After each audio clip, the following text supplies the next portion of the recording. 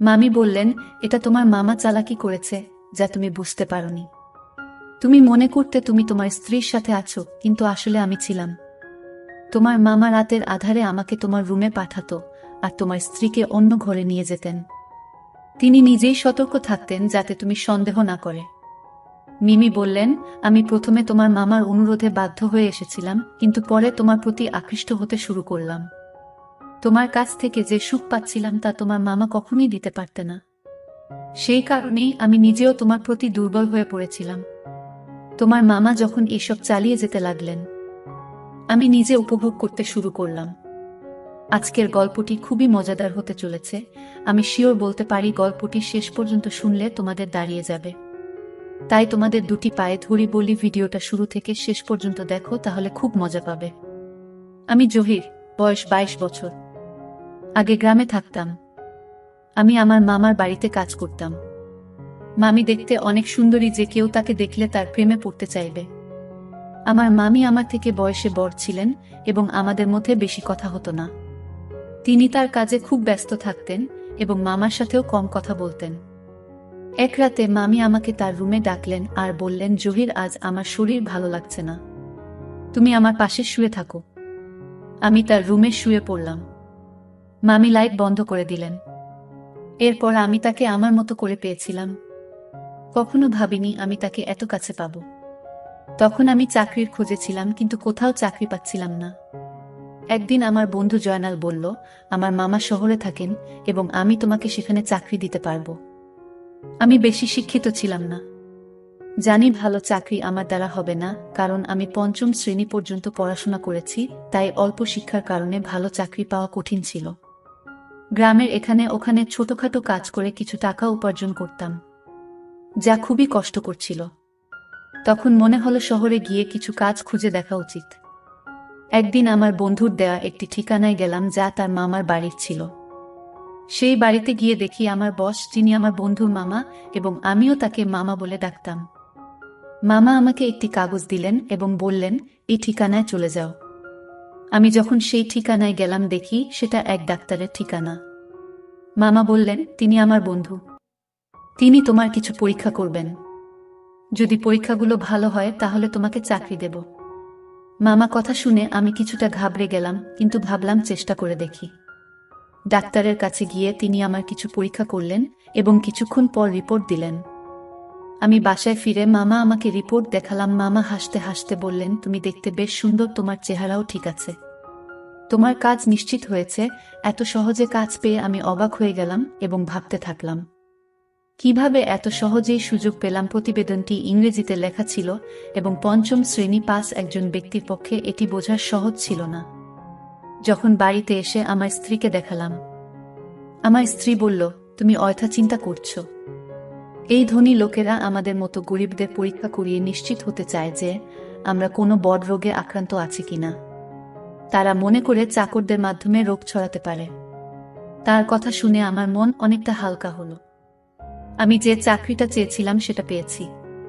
সকালে কাজে যাওয়া শুরু করলাম, কিন্তু আমার চোখ প্রায় মামির দিকে আটকে যেত।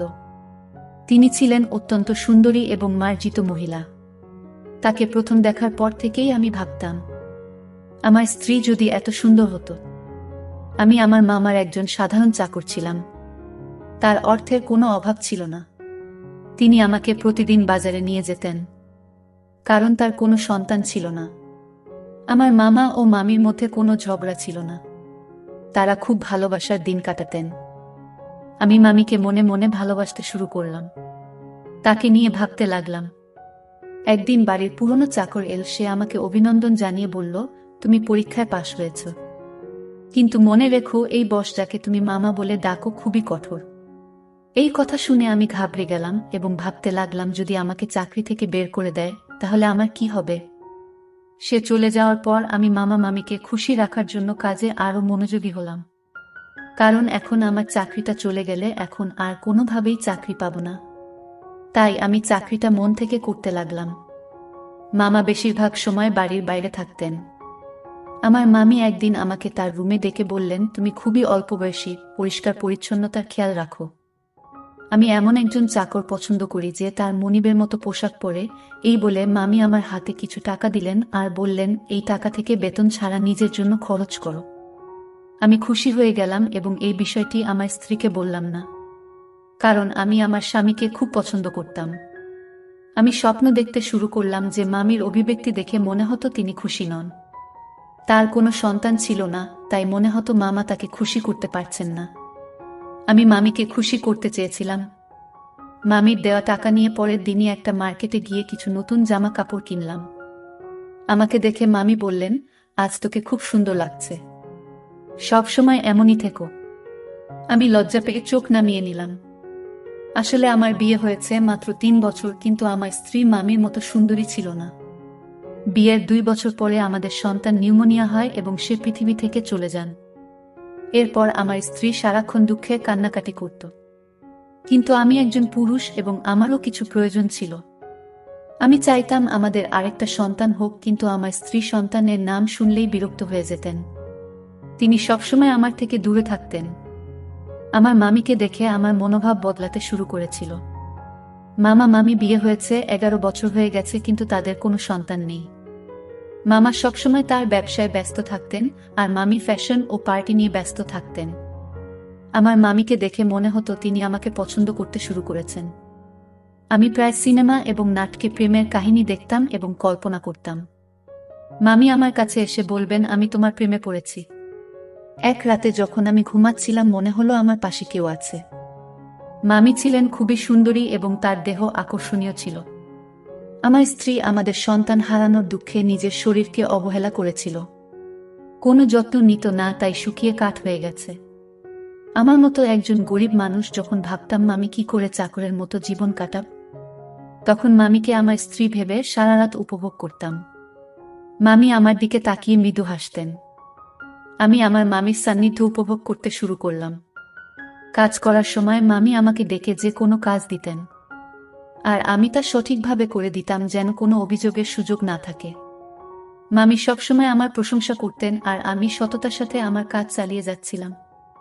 একদিন মামির শরীর খারাপ হলে আমি তাকে হাসপাতালে নিয়ে যাই এবং মামাকে ফোন করে জানাই। এরপর মামা হাসি মুখে আমাদের সবার জন্য মিষ্টি আনলেন। এটা দেখে আমি খুব খুশি হয়েছিলাম, কিন্তু সেদিন থেকে মামির আচরণ বদলে গেল। তিনি আমার দিকে অদ্ভুতভাবে তাকাতে লাগলেন এবং বাইরে যাওয়া কমিয়ে দিলেন। ফলে এখন শুধুমাত্র মামির সঙ্গে আমার দেখা হয় কম। কিছুদিন ধরে আমার মন মেজাজ খারাপ ছিল, কারণ আমি মামির সান্নিধ্যে অভ্যস্ত হয়ে পড়েছিলাম। আমার মনে হয়েছিল আমি হয়তো মামির প্রতি আসক্ত হয়ে পড়েছি। তবে আমার কাজ চালিয়ে যেতে লাগলাম। সময় চলে গেল এবং অবশেষে সেই দিন এলো যখন মামি একটি সন্তানের জন্ম দিতে চলেছিলেন। কিন্তু মামা আর আগের মতো খুশি ছিলেন না। তিনি সবসময় চিন্তিত থাকতেন। আমি ভাবতে লাগলাম মামা কেন খুশি ছিলেন না। আমি যখন বাবা হলাম তখন আনন্দে উঠেছিলাম, কিন্তু আমার মামাকে খুব চিন্তিত দেখাচ্ছিল, যেন কোনো বড় বিপর্যয় আসন্ন। এক রাতে মামা আমাকে তার ঘরে ডেকে বললেন, এই ব্যাগটা নাও। যদি আজ রাতে আমার স্ত্রী সন্তান জন্ম দেয় তবে এই ব্যাগ ব্যবহার করো এবং সন্তানটিকে গোপনে সরিয়ে ফেলো। আমি কখনো আমার কোনো নির্দেশ নিয়ে প্রশ্ন করিনি, তাই সেদিনও কিছু বললাম না। কিন্তু আমার মন খুব অস্থির ছিল। বারবার ভাবছিলাম কেন মামা তার সন্তানের জীবন নিতে চাইছেন। রাত গভীর হলে মামি ঘুমিয়ে পড়লেন, তাই আমি গোপনে তার রুমে গেলাম। মামি তখন চোখ বন্ধ করেছিলেন। আমি মনোযোগ দিয়ে তার দিকে তাকালাম। মামির মুখের সেই চিরচেনা সৌন্দর্য দেখে আমি মুগ্ধ হলাম, কিন্তু আমার অবস্থান মনে করে মামার কথা মেনে নিলাম।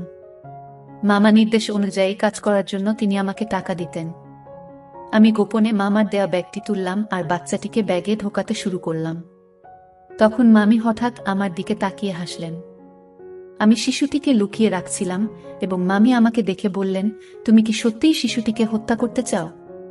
মামি আমাকে জিজ্ঞাসা করলেন, তুমি কি তোমার মামার নির্দেশে এসব করছো? আমি চমকে উঠলাম এবং বললাম, আপনি এটা কি বলছেন?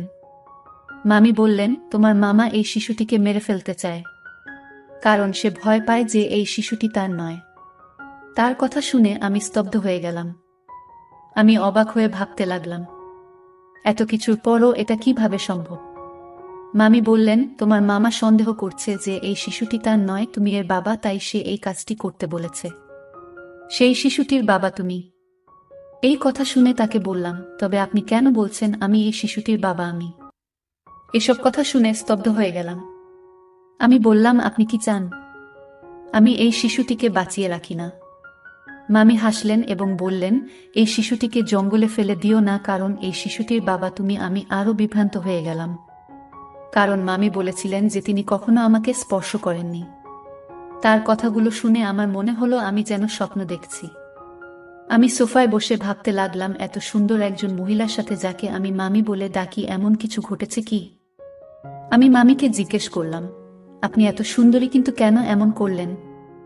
মামি বললেন, আমি খুব সুন্দরী, কিন্তু আমার পরিবার খুব গরিব ছিল, তাই আমি তোমার মামার সাথে দেখা করতে এসেছিলাম।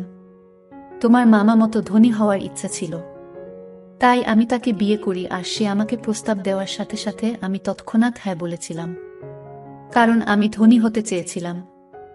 আমার বাবা মা ও তোমার মামার সাথে বিয়ে দিতে রাজি হয়েছিলেন, কিন্তু বিয়ের কিছুদিন পরেই জানতে পারলাম তোমার মামার সন্তান হওয়ার সামর্থ্য নেই। অনেক চিকিৎসা করানোর পরও কোনো ডাক্তার তাকে সুস্থ করতে পারেনি। তিনি মা হতে চেয়েছিলেন এবং এর জন্য তিনি যা করতে প্রস্তুত ছিলেন। তারপর তিনি তার চাকরির মাধ্যমে একটি অদ্ভুত পরিকল্পনা তৈরি করেছিলেন। তাই তিনি সবসময় চাকরদের নিয়োগের আগে পরীক্ষা করাতেন।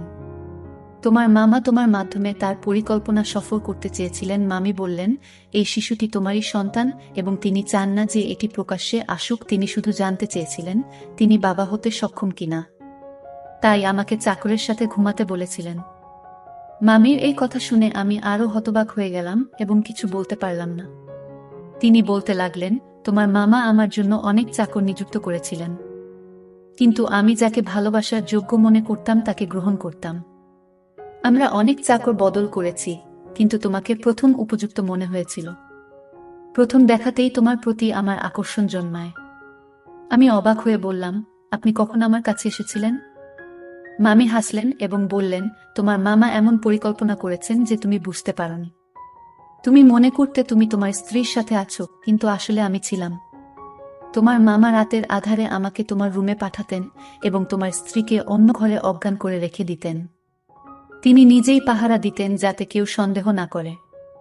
আমি বললেন, আমি প্রথমে বাধ্য হয়ে এসেছিলাম, কিন্তু পরে তোমার প্রতি আকৃষ্ট হতে শুরু করলাম। তোমার কাছ থেকে যে সুখ পাচ্ছিলাম তা তোমার মামা কখনোই দিতে পারতেন না। সেই কারণেই আমি নিজেও তোমার প্রতি দুর্বল হয়ে পড়েছিলাম।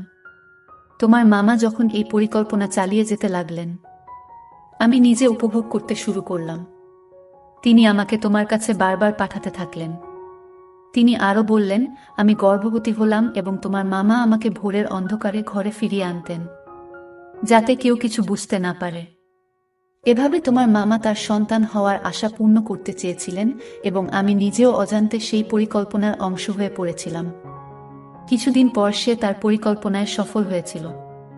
ডাক্তার আমাকে জানিয়েছিলেন যে আমি মা হতে চলেছি, যা তাকে অত্যন্ত খুশি করেছিল। আমি বিস্মিত হলাম যখন শুনলাম সে ডাক্তারের কাছে মিথ্যা বলেছে। কেউ কিভাবে তার বউকে এমনভাবে ব্যবহার করতে পারে? তারা দুজনেই আমাকে টাকা দিয়ে তাদের খেলনা বানিয়ে ফেলেছিল, যা আমার মোটেই ভালো লাগেনি। তখন আমার মামি তার কথাবার্তায় ব্যস্ত ছিলেন। আমি তখন বুঝতে পারিনি যে আমি কি ভাবছিলাম। তবে মামি আমাকে বলেছিলেন, তোমার মামার পরিকল্পনা ব্যর্থ হয়েছে যখন তার একটি ছেলে হয়েছিল, কিন্তু তিনি একজন উত্তরাধিকারী চেয়েছিলেন। সে তার বন্ধুকে নিয়ে অন্য দেশে পালিয়ে যায় আর আমাকে বলে, এখন আমার কোনো সম্পত্তি নেই, আমার সব ব্যবসা শেষ, সেই শিশুটিকে আসে যায় না। আমি বলেছিলাম, আমি তোমার বুদাসী নয়, যাতে তোমার ইচ্ছে মতো চলি। আগে তুমি আমাকে একটা চাকরের সাথে ঘুমাতে বাধ্য করেছিলেন, যাতে সবাই জানতে না পারে তুমি বাবা হতে পারো না। আর এখন বলছো এই সন্তানের দরকার নেই। মনে রেখো, আমি তোমাকে তালাক দেব, কিন্তু শিশুটিকে মারতে দেব না। আমি বিশ্বাস করেছিলাম যে শিশুটিকে সে আর খারাপ বলবে না, সে তার সন্তানকে পুরোটা দেখাবে। কিন্তু আজ যখন সে বলল এই শিশুটিকে হত্যা করার পরিকল্পনা করেছে, তখন নিশ্চিত হলাম যে তার বুকের হৃদয় নেই। পাথরের মতো কঠিন মামির এই কথা শুনে আমি তাকে গিয়ে বললাম, আমি এসব জানতাম না। যদি এটা অন্য কারো বাচ্চা হতো, আমি জঙ্গলে ফেলে দিতাম না। আমি বললাম, এখন এসবের পরোয়া করি না। তুমি তার মা, তুমি নিজেই তার যত্ন নেবে। এ কথা বলে আমি চলে যেতে লাগলাম। তখন আমি আমাকে থামিয়ে বললেন, এটা তোমার সন্তান, তুমি তার পিতা, তাই এর সুরক্ষার দায়িত্ব তোমার সমান। আমি হাসি দিয়ে বললাম, এই সন্তান আমার, তাই তুমিও আমার স্ত্রী হয়েছ। এই কথা শুনে মা আমি মুচকি হেসে বললেন, ধন সম্পদের লোভে আমাকে অন্ধ করে দিয়েছে, তাই এমন একজন খারাপ লোককে বিয়ে করেছি যে তার সম্মান বাঁচানোর জন্য তার স্ত্রীকে চাকরের কাছে পাঠিয়েছে। আর যখন আমি তার সম্মান রক্ষা করেছি, সে আমার সন্তানের প্রাণ নিতে চেয়েছিল এবং বলেছিল যে এই শিশুটির হতভাগ্য। যখন ব্যবসা ব্যর্থ হয় এবং সমস্ত টাকা হারিয়ে যায়, তখন সে আমাদের সন্তানের প্রতি অখুশি হতে শুরু করে এবং শিশুটিকে জঙ্গলে ফেলে দেওয়ার সিদ্ধান্ত নেয়। এইসব জানার পরেও আমি এমন লোকের সাথে থাকতে চাই না। আমি মামির দিকে তাকিয়ে জিজ্ঞেস করলাম, এই সন্তানের জন্য আপনি কি একজন চাকরের সাথে থাকবেন? মামি বললেন, তুমি গরিব হতে পারো, কিন্তু তোমার মন অনেক বড়। তাই আমি তোমাকে বিয়ে করতে চাই, যাতে আমাদের সন্তান বেঁচে থাকে এবং ভালো জীবন পেতে পারে। মামি আমাকে জানালেন তিনি মামার থেকে ডিভোর্স পেয়েছেন এবং আমরা একই বাড়িতে সুখে থাকতে শুরু করি। মামি সেই বাড়িটি আগেই তার নামে পেয়েছিলেন। কিছুদিন পর যখন আমার স্ত্রী বিষয়টি জানতে পারেন, তিনি আমাকে ছেড়ে চিরকালের জন্য তার বাবা মায়ের বাড়িতে চলে যেতে চান এবং তালাকের প্রক্রিয়া শুরু করেন। কিন্তু আমি যখন পুরো ঘটনা আমার স্ত্রীকে জানালেন, আমি তাকে অনেক বুঝিয়ে শান্ত করি। অবশেষে আমি আমার দুই স্ত্রীর সাথে সুখে সংসার করতে শুরু করি এবং আমরা সবাই মিলে সুখে থাকি। আজ আমি খুব খুশি, কারণ আমি জানতাম না যে আমার জীবন এত সুন্দর হবে। গল্পটা কেমন লাগলো জানাতে ভুলবেন না। এরকম আরো মজার মজার রোমান্টিক গল্প শুনতে চাইলে ভিডিওটি লাইক, শেয়ার এবং সামিয়া ব্লগ চ্যানেলটি সাবস্ক্রাইব